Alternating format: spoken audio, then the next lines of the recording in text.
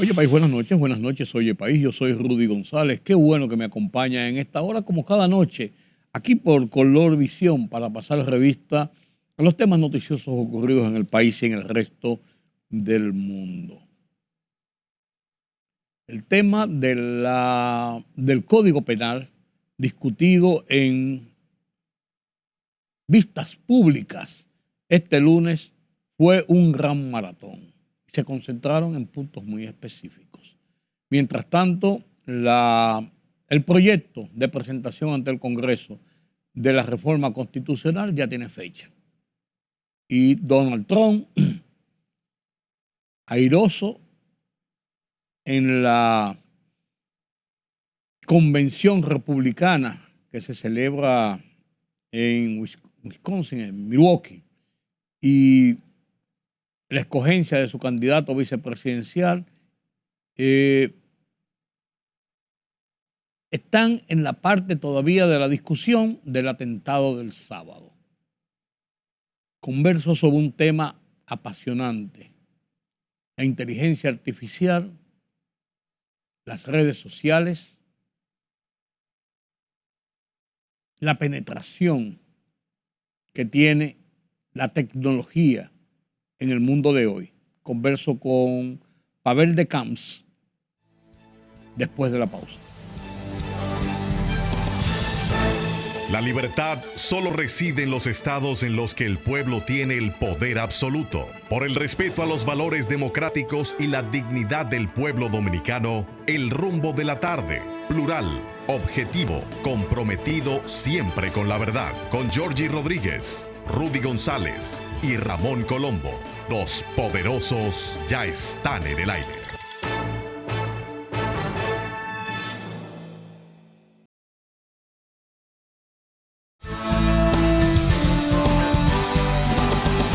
Durante más de 7 horas, señores, más de 7 horas, la comisión especial designada por la Cámara de Diputados para oír los diferentes sectores de la vida social, de la vida nacional, de la vida política, sobre el tema del Código Penal que está siendo discutido en el Congreso. Se escucharon más de 100 exposiciones. Se centró casi toda esta discusión, la mayor parte, en el tema de las 3 causales.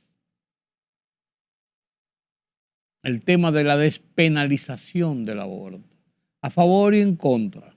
Ese ha sido el tema dominante en el entorno del Código Penal. Sin embargo, hay otros aspectos que entraron en la discusión, muchos otros aspectos interesantes e importantes que quedaron allí a la discusión pública luego de que el proyecto fuera aprobado en primera lectura la semana pasada, que venía ya con la aprobación al vapor en el Senado de la República. Temas como la violencia contra la mujer, la violencia infantil, el tema de las prescripciones en casos de delitos de corrupción, de una serie de delitos. Hay una gama importante de otros articulados que salieron los profesionales a plantear sus pros y sus contras. Y la comisión especial, después de haber oído más de 100 personas y una serie de documentos, como el documento de Finjus, que es un documento pesado, con propuestas directas. La comisión tiene de plazo hasta el miércoles para dar su informe. Lo que nos indica, señores, que lo de la vista pública fue simplemente un llenar requisitos y que ya la Cámara de Diputados tiene su decisión tomada para aprobar lo que aprobó en primera lectura y darle para adelante al código. Qué pena lo que estamos viendo. Y yo insisto en qué irresponsabilidad de parte de nuestros legisladores. Qué irresponsabilidad. Después de todo esto, persiste el mismo tema, de que bueno, que se apruebe así como está y que todas esas consideraciones que se han hecho, que se manden al Poder Ejecutivo y que se promulgue, y después, como tiene un año de vacancia, o sea, que no se va a aplicar el código hasta dentro de un año, que en ese interregno se hagan las reformas que fuera necesario. Eso es una irresponsabilidad. Debe hacerse ahora, en el momento en que se está discutiendo, cuando están sobre la mesa. Eso es parte de la irresponsabilidad con que los legisladores han tratado este tema, por el temor a las tres causales, a estar en un lado o en otro de cómo se divide la población en favor de la despenalización o no despenalización del aborto. Un tema constitucional por demás. Y esto es penoso, señores, que nuestros legisladores actúen de esa forma irresponsable por no enfrentar lo que es su deber y su obligación. Aprueben o rechacen. ¿Qué más estudios? Esos estudios que están haciendo son ya universitarios, de posgrado, de maestría, de PhD y estudios de la NASA. Formas de encubrir lo que yo vuelvo y repito, para mí es una irresponsabilidad de nuestros legisladores. Pero, como dice un amigo, eso es lo que tenemos.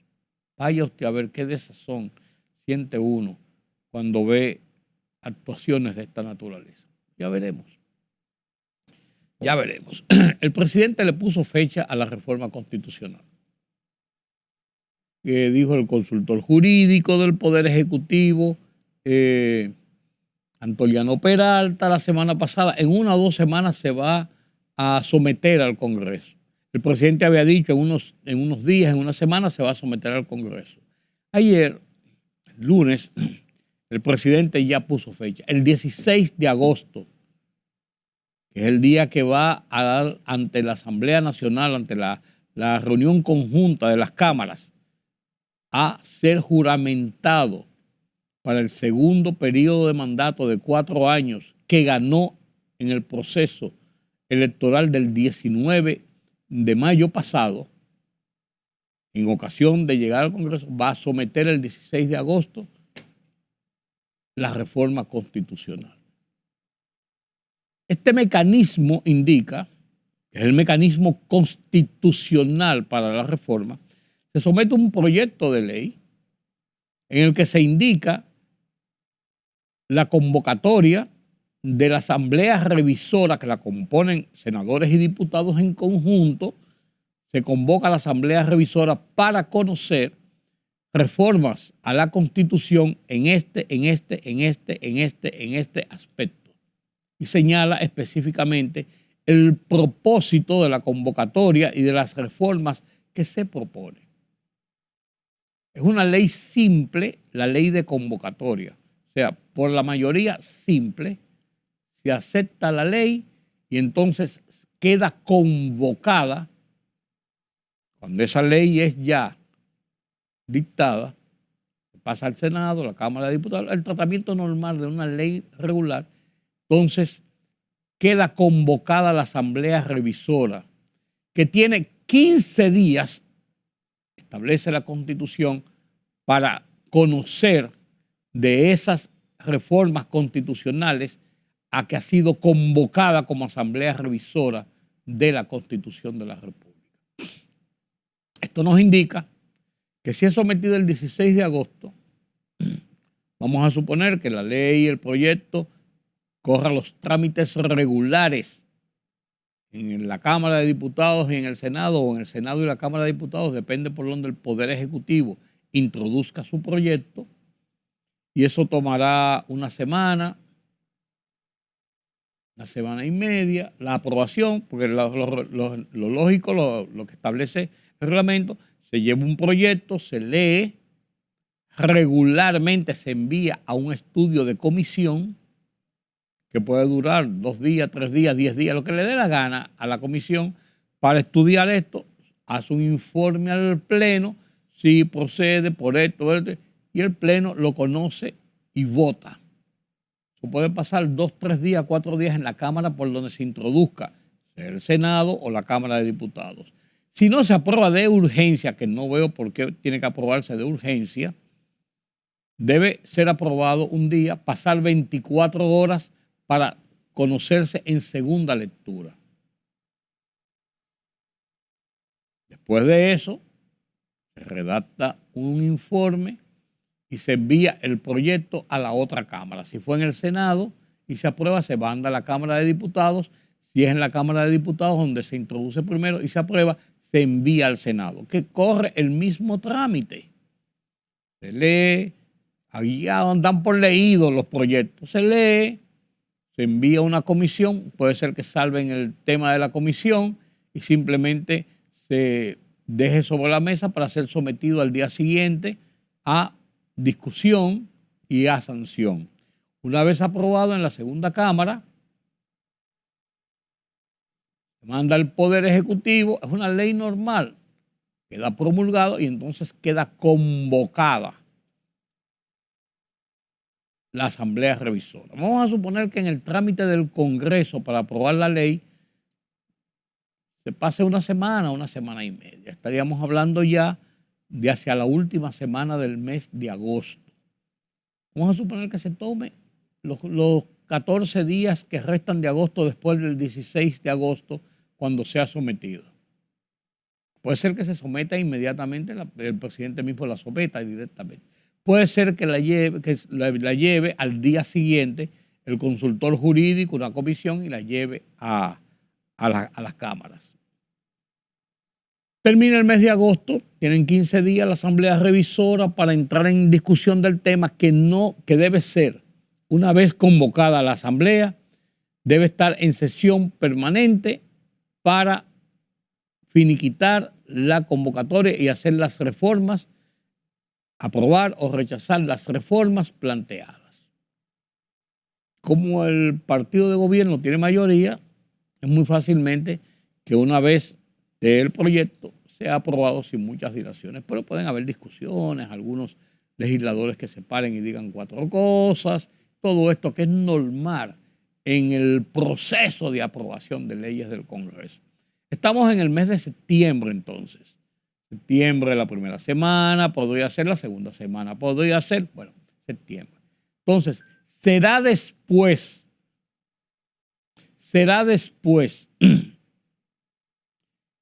que se termine con el tema de la reforma constitucional cuando el Poder Ejecutivo va a someter otras reformas.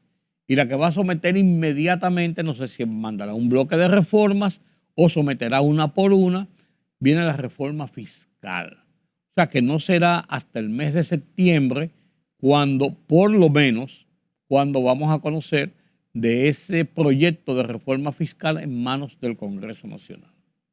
Porque así lo ha dicho el presidente, que primero es la reforma constitucional y después vienen las otras reformas, y la reforma que está a tiro de hit inmediatamente es la reforma fiscal.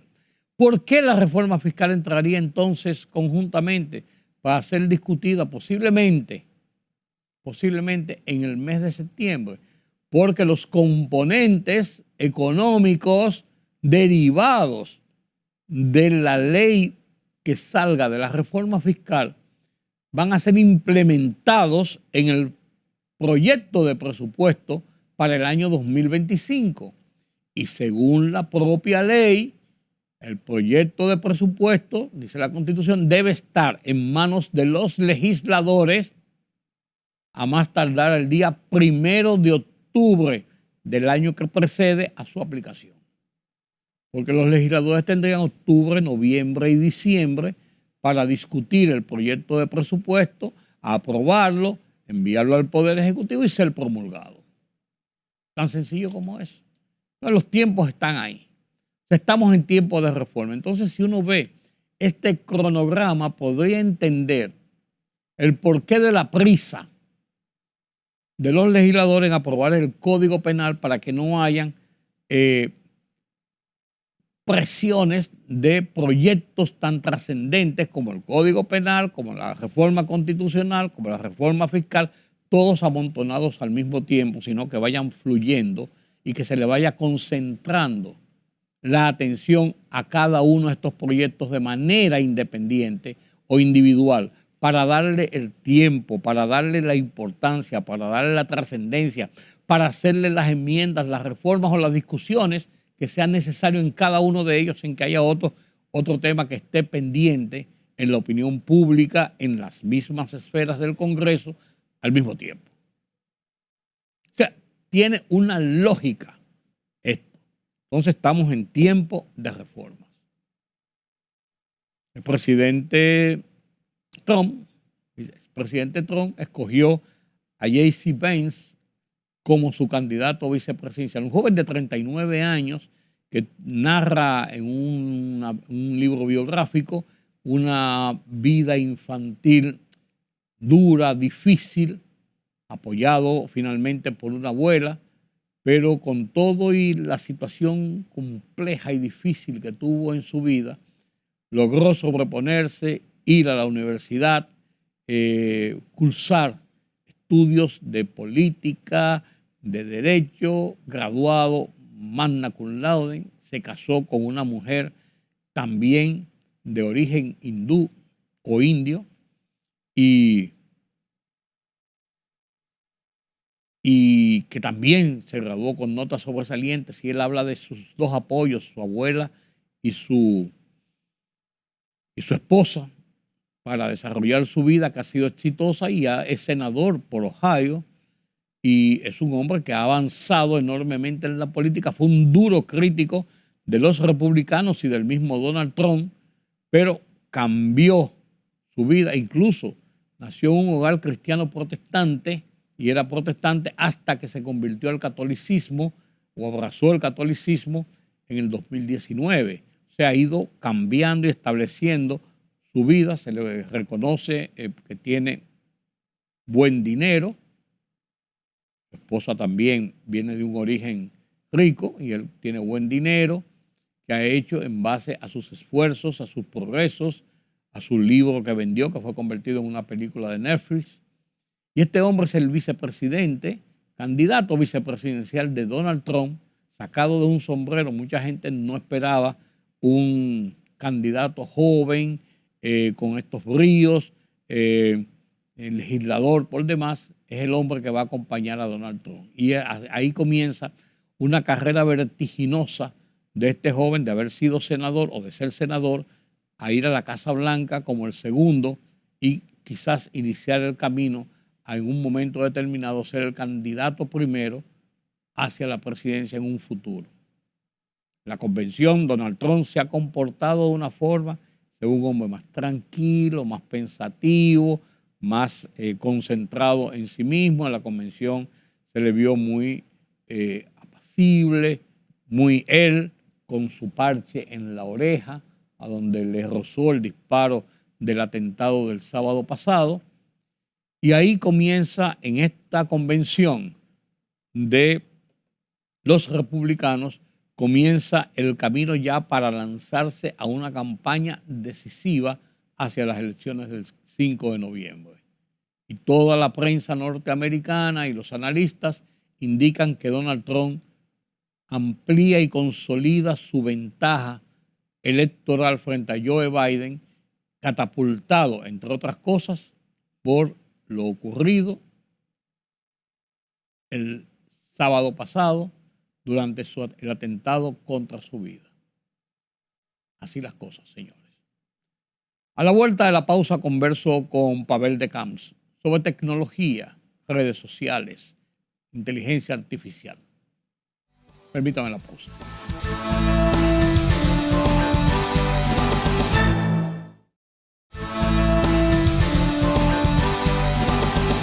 Gracias por continuar con nosotros aquí en Oye País. Conversamos con Pavel de Camps. ¿Quién es Pavel de Camps? Pavel de Camps es una de esas personas, estudiosos profesionales, que le da seguimiento a una de las principales herramientas que hoy tenemos en nuestra vida cotidiana: la tecnología. Tecnología.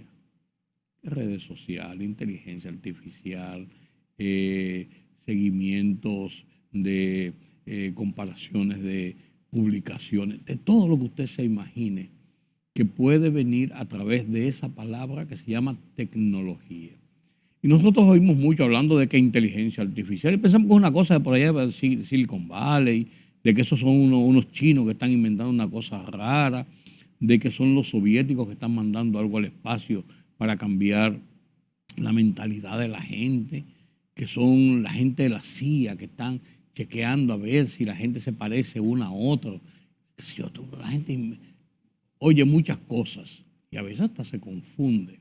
Pero la inteligencia artificial, la tecnología, el uso de las redes, la comunicación en el día de hoy es una realidad. Son herramientas tan importantes para el desarrollo de la vida que no podemos prescindir de ellas. Aunque, como en la viña del Señor, hay de todo.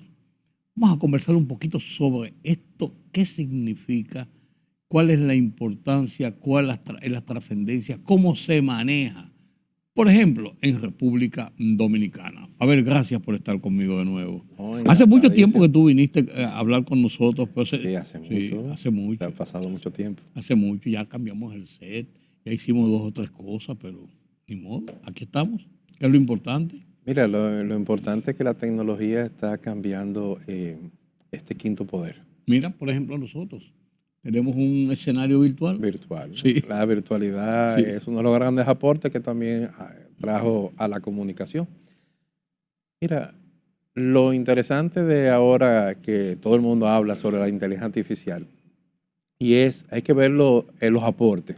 Yo siempre busco la parte positiva de esto y cómo esto está favoreciendo a la humanización de las marcas, es decir, que las marcas se vean más humanas, pero también ha permitido la socialización, es decir, todos tenemos esa voz y como dicen los políticos, hay que poner el oído en el corazón del pueblo, ya eso es una realidad.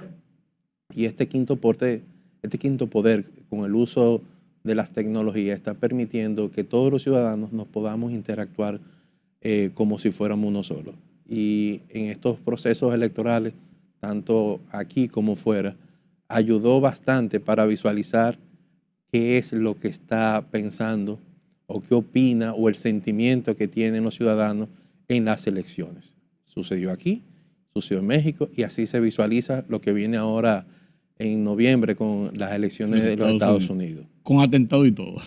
Con todo y atentado se está reforzando el sentimiento positivo hacia Donald Trump, aunque tenga grandes personas que no quieran saber de él, pero la ciudadanía norteamericana se está inclinando hace un tiempo hacia Donald Trump, no por ser del Partido Republicano, sino como persona. Por ejemplo, se identifican con sus planteamientos y esto, guste o no nos guste, esa es la realidad. Y lo que sucedió ahora también lo que ha hecho es reforzar de que el mundo entero esté ahora mismo muy pendiente para estas elecciones de Estados Unidos. Siempre todo el mundo está pendiente, sí, pero ahora mucho más después de este atentado, que llama mucho la atención que al principio muchos grandes medios no tocaban la palabra atentado. Eso no se mencionaba, se cayó en un episodio, sí, una situación, un incidente, sí, pero no usaban la palabra. Pero al ya abiertamente ver gente fallecida, incluso cuando hablo de fallecidos no estoy tocando el tema del que hizo el tiroteo, sino a una gente del público, y hay 2 personas que también están heridas, aparte del que murió, que es un bombero. Pero, ¿qué ha sucedido con esto? Es que el mundo entero empezó a hacer análisis, dar opinión, y fue tan abrumador que los medios tuvieron que expresar la información real. Porque también hay que tomar en cuenta que en los Estados Unidos los medios de comunicación sí pueden aportar a las campañas políticas. Sí. Y son los principales aportadores. Eso es lo más interesante. Pero estaban inclinados hacia un candidato y el discurso, el manejo de esa comunicación se estaba controlando. Pero, ¿Qué fue lo más importante? Que en el mundo entero muchas personas estaban haciendo sus propios análisis, presentando pruebas, presentando videos, y esa socialización de mucha gente que estaban grabando lo que estaba sucediendo, más la que fue un evento en vivo, esto permitió de que los diferentes puntos de vista que hubo, incluso hasta de especialistas, tuvo que hacer cambiar la narrativa de esos grandes medios y expresar lo que estaba sucediendo. Pero duraron de bastante tiempo para dar la información tal como debería haberla dado. Eso de que se haya visto en vivo lo que estaba pasando en el momento real, donde tú no puedes ocultar o tratar de ocultar, porque además de eso no era solamente una gente, una cadena o una emisora que estaba transmitiendo, sino estaba todo el mundo, porque un mitin público político de un candidato Mucha potencial. gente estaban transmitiendo en vivo. Claro, entonces, ¿eso es bueno o es malo? Te lo digo en lo siguiente. Quizás es bueno porque la gente ve lo que pasó. Quizás es malo porque podría provocar reacciones de personas que se mueven solamente por lo que están viendo. O sea, ¿cómo ustedes los expertos pueden evaluar los resultados positivos o negativos de una acción vista en vivo de esa naturaleza? Mira, estamos en una era de la transparentización. Mientras más transparente esté la información, muchas personas pueden hacerse un juicio muy razonado. Que se lo hacen ellos mismos, Se hacen de lo que ellos están mismos. viendo. Pero cuando la información tú se la das fraccionada o una información a media, eso afecta primero los procesos democráticos, porque no le está permitiendo a tu audiencia tener un juicio completo de todo lo sucedido. Entonces, cuando tú se la das media, tú juegas con ese manejo de la información. Y eso es lo que está sucediendo en muchos países, no son solamente en Estados Unidos. Lo vemos con la guerra. La información está siendo suministrada como ellos quieren que sea la narrativa. Y el que controla la narrativa puede controlar una elección. Entonces ahí hay un problema de transparentización, hay un problema que afecta a la democracia. Estamos en una era que cuando medios puedan controlar o grupos controlar esa narrativa, afecta a la evolución de la democracia y afecta a esa democratización que todos deseamos, de que sea una democracia mucho más transparente y que se reduzcan los niveles de corrupción. Porque cuando tú no les brindas la información completa, tú estás sesgando. Así, claro. Y ese sesgo puede contribuir a que tú hagas un giro al proceso democrático para beneficiar a un particular. O creas en él o no. Sí. Sí. Exacto, también. ¿Cómo incidió, para ver si ustedes lo midieron, a lo largo del proceso, vamos a suponer de la campaña, vamos a ponerla de este año, para no poner la campaña, aquí vivimos en campaña, sino la campaña ya formal de este año, en los dos procesos electorales? ¿Cómo incidió esa parte en las redes sociales, el uso de la tecnología? ¿Cómo incidió no solamente en el hecho del resultado final, que lo puedes evaluar, pero también en el hecho de la credibilidad de la gente o no en el proceso? O sea, ¿cómo eso ayudó o desayudó?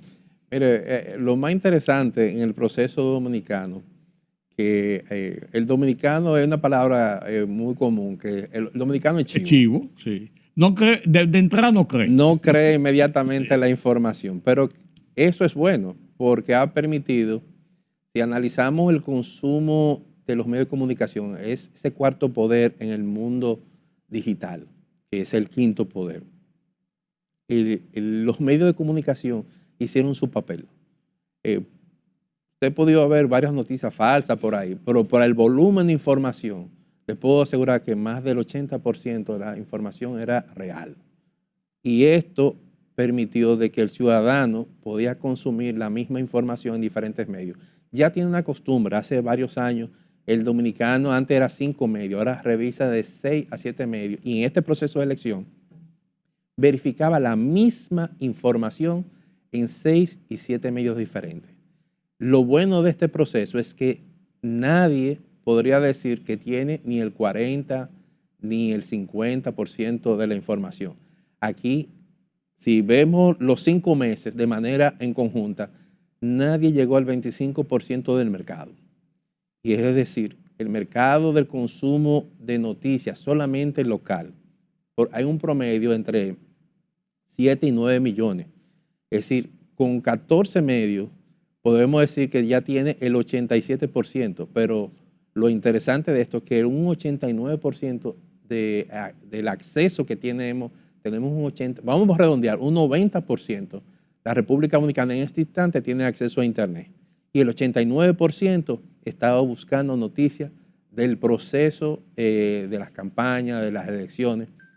Y lo más interesante, que el mayor consumidor de noticias que tiene que ver información son mujeres. Y va acorde con muy cercano al porcentaje de cómo está conformado las elecciones. Casi el 53% del consumo son mujeres. ¿Y por qué eso? ¿Ustedes han analizado por qué? Las mujeres están cada día buscando información para su toma de decisión. Las mujeres consultan, incluso hay medios, por ejemplo, ya hay medios específicos que mujeres prefieren este medio por X información. Y esto está permitiendo la diversificación de los gustos e intereses de los ciudadanos. Y eso sí se puede analizar y saber dónde dedica más tiempo, porque una cosa es consumir noticias, pero otra cosa son las redes, y no es lo mismo. No. Y cómo llegan a ese medio por las redes o por referencia. Cuando hablo de referencia, o otro lugar hace la mención de esa publicación, o vino por las redes, o alguien compartió esa publicación y va de WhatsApp y entra a esa página web. Así que hay diversas formas de llegar a la información, hasta incluso googleando, buscando. Pero lo más interesante es que en los medios de comunicación dominicanos, la mayoría es porque va directamente a ese medio. Ejemplo, O sea, que busca directamente. Persona, no referido, sino que busca su confirmación. Sí, busca el nombre de la página web. No voy a mencionar páginas, Sí, pero sí, para no ser importa, general. no importa, sí. Pero usted que está viendo este medio, en este programa buscaron el nombre del programa y van directo, así que no va por referencia. Las redes llegan llegan una parte, pero la mayoría es después de la búsqueda directa, el siguiente de búsqueda son búsqueda por referencia y la búsqueda orgánica. Es decir, que encontró la información, buscó el tema. Un ejemplo, hubo un accidente en la 27. La gente buscó en diferentes medios esa misma información. Y además podemos ver cómo fluye, cómo llegó a ese medio y a qué otro medio se fue a buscar la misma información. Así que todos los medios de comunicación se interlazan de una manera y otra, porque tenemos audiencias parecidas. Vamos a poner tú y yo podemos tener intereses parecidos y buscamos las mismas informaciones. Sí.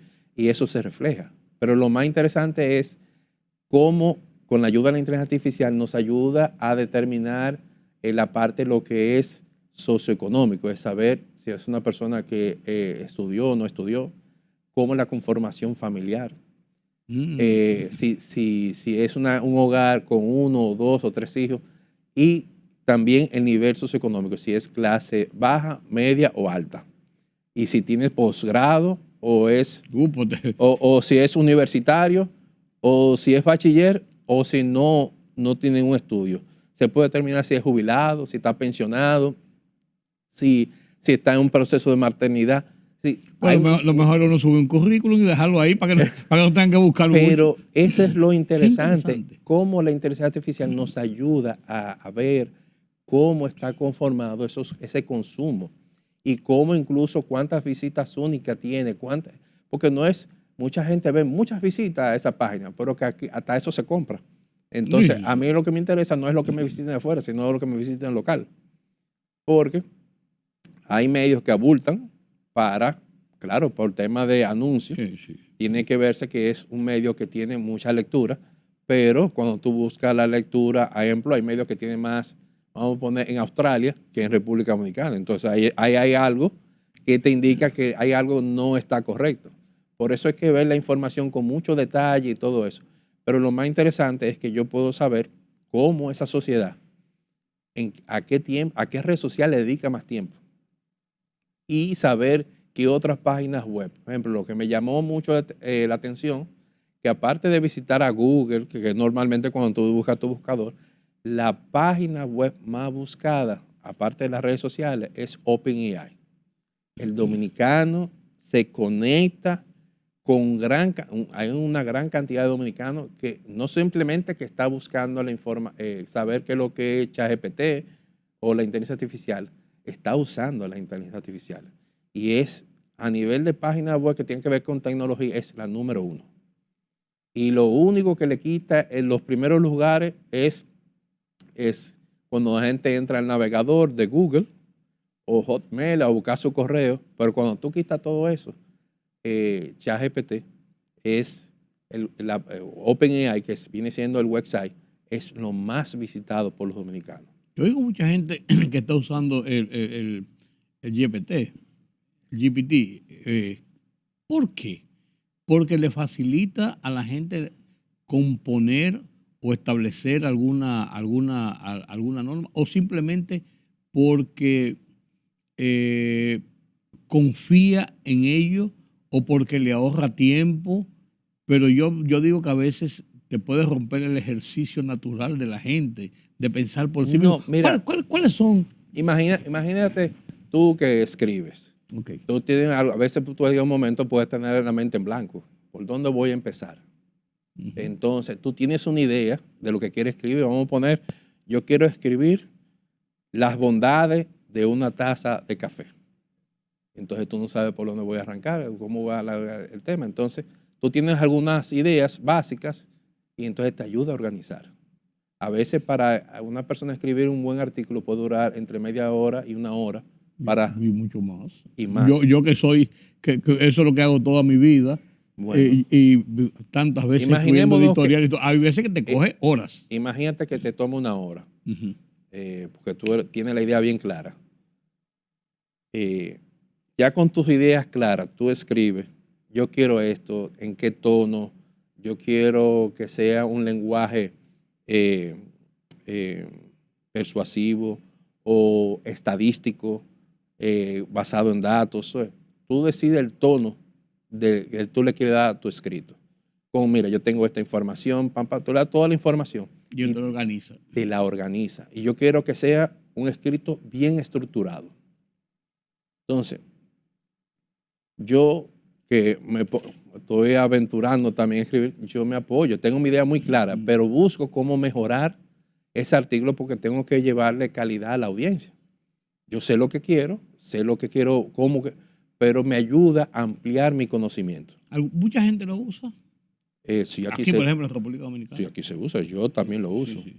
Y es que es una herramienta que me permite ser más eficiente y eficaz. Porque hay que verlo esto. Si a ti te toma una hora, tú reducir media hora de tú hacer un mismo artículo con la calidad que tú lo haces, podrás hacerlo mucho mejor, pero en menor tiempo. Y manteniendo la calidad.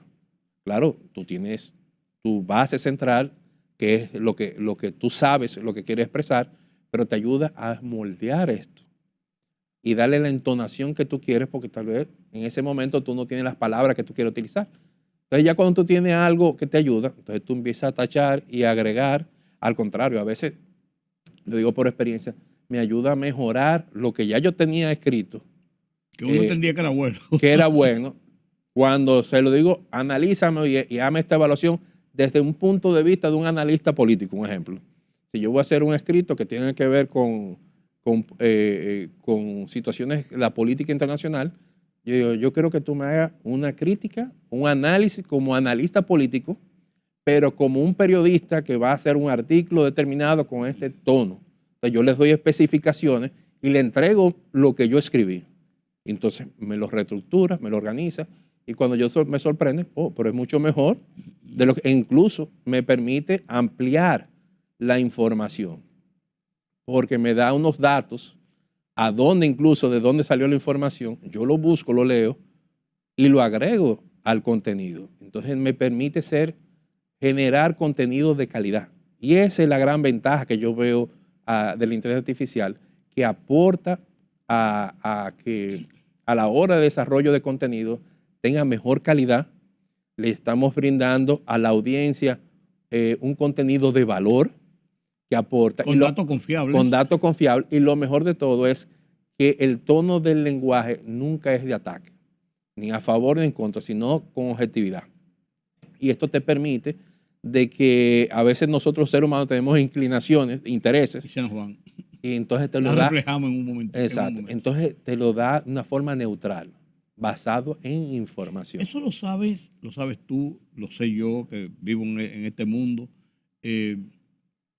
Lo sabemos algunas personas, vamos a suponer, y usamos estos recursos de calidad con la inteligencia artificial, con la tecnología. Mi pregunta es la siguiente. En los análisis y los estudios que ustedes hacen, los profesionales del tema, la autoridad, los sectores de poder del país, los poderes fácticos, la empresa, la iglesia, la prensa, recurre a estos medios en busca de mejorar la calidad de sus acciones, o simplemente se usan para determinadas situaciones. Y tú sabes lo que te digo con eso. Sí. No, la mayoría de los medios no está utilizando las nuevas tecnologías. Ven que lamentablemente lo ven como un costo y no lo ven como una inversión. La competencia de tener la audiencia, porque aquí es importante para los medios, si tú tienes un website bien robusto, con buen contenido de calidad, contenido de valor, porque hay que verlo así, es contenido, la gente busca contenido. Y cuando tú tienes un target de público que anda buscando información y confía en esa información, por ahí se fortalece la credibilidad. Entonces, la gente cuando busca información ya no lo busca en un medio, mínimamente 6 o 7 medios lo está buscando. Entonces, cuando tú, de los tantos medios, aquí hay más de 300 medios actual, y tú de esos 6 que te conviertan en el primero que en la primera búsqueda, ya tú vas ganando. Claro. Y eso es, claro. Ahí es la lucha por la información. Entonces, ya yo vi esta información en el primer medio, ahora tengo 5 o 6 medios adicionales para validar o ampliar o ver el punto de vista de ese medio. Porque la gente también está buscando las otras posiciones para tener un juicio más completo de la información. Claro. ¿Y qué permite esto? Señores, aquí se están colocando anuncios desde fuera. Es decir, aquí se hacen artículos, se los mandan a los medios. Mira, yo creo que tú me hables sobre esto. Vamos a poner un ejemplo de la taza blanca. Esas tacitas se venden a nivel mundial, pero yo quiero hablar de los beneficios de usar esta taza para el café. Un ejemplo. Y se pagan de $500 a $1,000 por una publicación. Y hay empresas dedicadas a eso. Sí, porque ellos tienen que colocar a nivel global estas informaciones. Entonces, ¿dónde lo van a colocar? ¿Dónde esté la audiencia? Entonces, cuando hay una inversión para la República Dominicana, ¿dónde voy? Voy a buscar donde tenga mayor audiencia. Claro. Y a eso, todo medio que esté escribiendo, publicando información, todos son medibles. Y no importa que usted sea Juan de los Palotes y el otro sea el periódico tal o el noticiario tal o el nombre tal. O el nombre tal. Además, puede ser presidente de la República. Sí.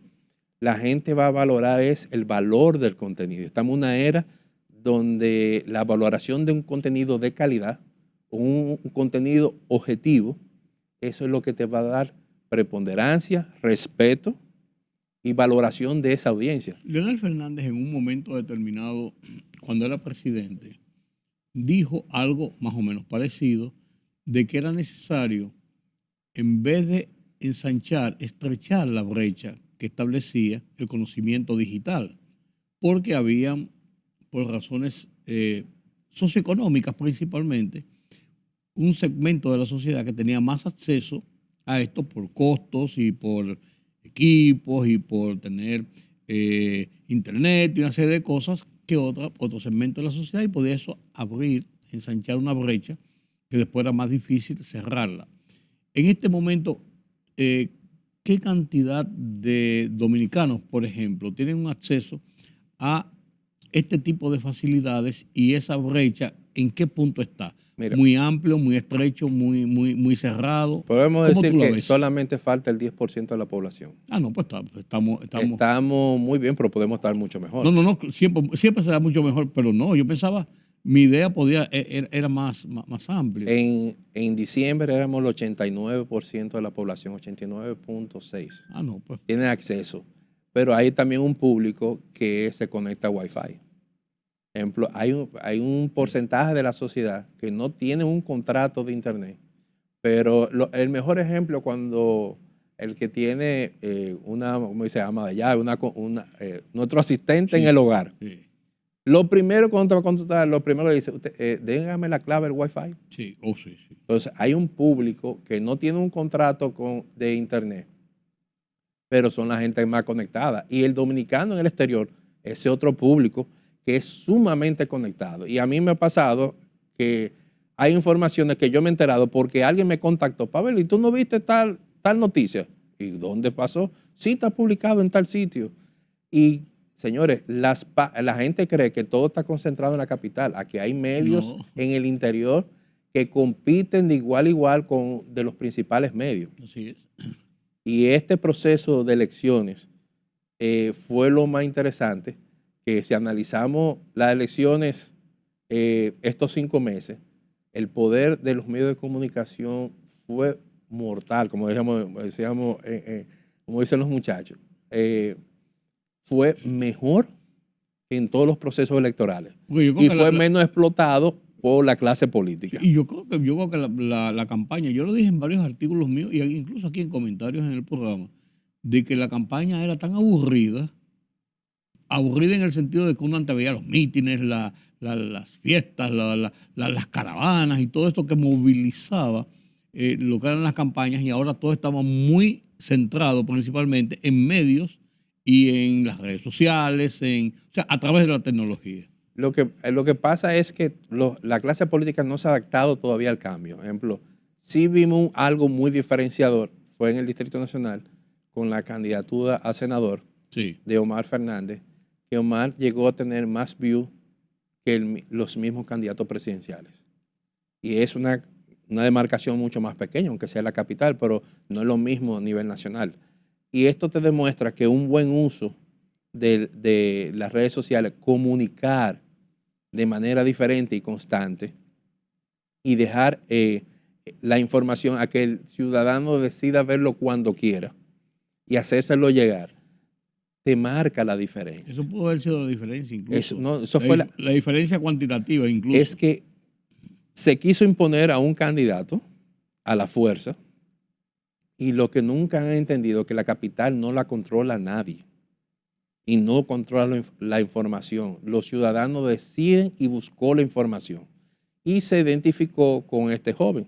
Hay gente que fue a votar por diferentes casos de estudio que pude ver, fue a votar solamente por lo que estaba pasando contra este joven. Y gente no fue a votar a la presidencial, pero fue a votar por esa candidatura. Sí, lo que indicó lo indica los niveles de votación. sí, un sentimiento. Y mire, cada caso se debe analizar de manera individual. Y el buen uso de las redes sociales, no hay una provincia que no tenga más del 50% de la población que no tenga conectividad en las redes. Hace tiempo, incluso en las elecciones pasadas, solamente habían como 6 provincias que estaban por debajo del 50%. Ya en este proceso que pasó, estamos diciendo que ya las 32 provincias tenían por lo menos el 50% de la conectividad. Eso es mucho. Y estamos hablando de provincias como Elías Piña. La gente cree que porque está en la frontera no hay conectividad. Hay unos niveles altos de conectividad. Lo que Al sucede contrario, quizás la necesidad de estar más conectados los hace tener. Y lo más interesante que leen. La gente siempre dicen que los jóvenes no están en bebedera. Señor, el consumo de lectura noticiosa fue tan abrumador que hace tiempo yo decía el buen uso de utilizar los medios, porque es que se equivoca mucho. Tú no tienes que llevar de que le reparten a todos los medios, mira, esta es mi nota de prensa. No, tú tienes que hacer esa nota de prensa basado en los intereses de ese medio. Entonces, no es una nota de prensa. Por cada medio, tú lo haces diferente, porque Claro. cada medio, hay medios que son para la mujer, los mayores de todos son mujeres, otros son hombres. Entonces, ya tú saber Claro, eso es. la eso- conformación, esa nota de prensa va a ser muy diferente en cada medio. Claro, claro. Ese es el ABC de lo que trabajan ese. Pero ese lamentablemente es que en este proceso vimos mucho, es como un vaciado. Reparto en nota de prensa en todos los lados, la misma nota de prensa. Sí, sí, sí. Y también asimismo manejaron las redes sociales. Cada red social tú tienes que manejarla según los intereses de esa audiencia. Lo peor es para ver que a veces uno veía una información en un periódico y veía la información en otro periódico, la misma información, pero ni siquiera se preocuparon en darle la vuelta o hacer una entrada diferente o cambiar algunos términos. Ni siquiera en eso. Exactamente igual. Un ejemplo, si en un medio de comunicación le gusta más la tecnología, yo tengo que tocar algunos temas que tengan que ver tecnológico con esa nota de prensa, Claro, claro. porque yo tengo que conectar con esa audiencia. Es como decir, yo soy amante del café, tú y yo somos amantes del café. Si yo te digo, te tengo un café, Sí. tú una vez Te agarran por ahí. No, tú te ponen atención. Sí. Entonces tú tienes que conectar con los intereses, porque ahora se habla de intereses de la audiencia. Y es así. Tú tienes que conectar de forma positiva y generar emociones. Si tú no generas emociones, no estás generando nada a nivel de los contenidos a nivel digital. Y la gente lo seguía por ellos. Y se mide. Sí. Lo más interesante es que podemos medir el sentimiento del comportamiento, de la socialización de un contenido noticioso a través del Internet. A ver, qué interesante este conversatorio contigo, como siempre. Pero qué bueno porque nos pone en la realidad. A veces nos perdemos y nos llevamos mucho de que las cosas son como yo creo, pero no necesariamente son no así. Es así. No es así. No es así. Necesariamente. Hay que, como dice, hay que poner el oído en el corazón del pueblo para saber lo que le interesa o le desagrada de cualquier tema en sentido general y una forma de conectar con las emociones de ese ciudadano para que tú logres los objetivos, porque todo lo que tú tienes que hacer en Internet tiene que ser basado con objetivos específicos. Y tú no tienes tus objetivos definidos, estás trabajando en el aire. Es como yo en estos días, eso es tan así que en estos días yo vi dos informaciones que me impactaron por la reacción de la gente. El caso de los apagones. Habían apagones porque habían sacado una planta, la Punta Catalina, o habían otras explicaciones, bla, bla, bla, bla. El presidente dijo que eran por un tema del calor. Y el ministro de Energía dijo que habían sacado Punta Catalina, pero que se estaba sirviendo mayor cantidad. Lo que pasa es que a veces se salían los circuitos. Y están entrevistando a la gente en la calle. Y una señora dijo, a mí me importa si es por el calor o porque no hay plata, o porque no hay cuarto para comprar gas. Lo que yo quiero es que me den luz. O sea, el interés de la gente, tú tienes que buscarlo y explicarlo a dónde está el interés de la gente. Lo que quiere es que le den energía. No. Igual pasó con lo del pollo. El ministro dijo, Limber, hay un problema del calor en estos tiempos, qué sé yo cuánto, y por eso, pues no hay disminución del pollo. Lo que pasa es que ha pasado algunos problemas. Entrevistaron a una gente en los mercados y uno dijo, pero aquí hay calor todo el año, ¿cómo me va a decir él que está? O sea, ¿dónde está el interés de la gente? El interés de la gente es en que le sirvan el pollo y se lo sirvan a tal precio.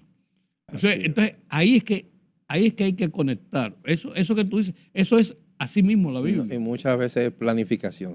Las plantas y la producción llevan un proceso. Y hay momentos que va a haber déficits. Y esos déficits se deben comunicar con anticipación. Y la gente ya previamente sabe, mira, para la próxima semana, tal día, yo sé que no va a haber luz.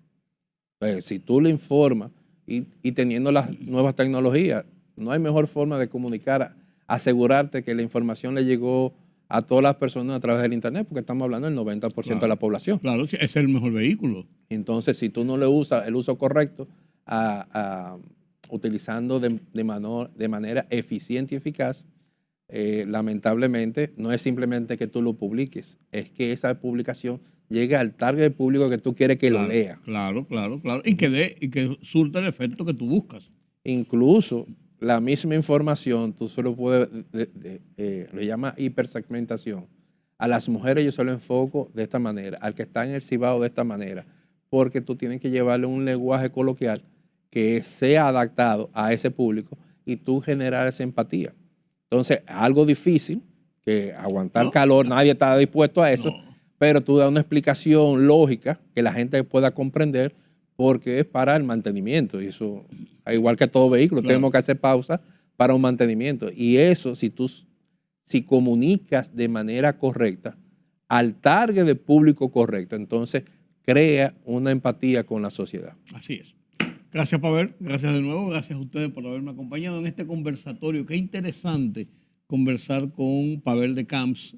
Él nos había votado, nos había abandonado. Nosotros no somos un medio que él mide, ¿verdad? Porque somos un medio pequeño, tranquilo. Yo lo miro también. Y déjame decirte que este canal tiene buen posicionamiento entre los 50 medios más importantes del país y tiene su público activo. Qué bueno que estamos aquí entonces. Gracias de nuevo, gracias por acompañarme. Yo soy Rudy González. Pasen un feliz resto de la noche. Nos vemos en la próxima.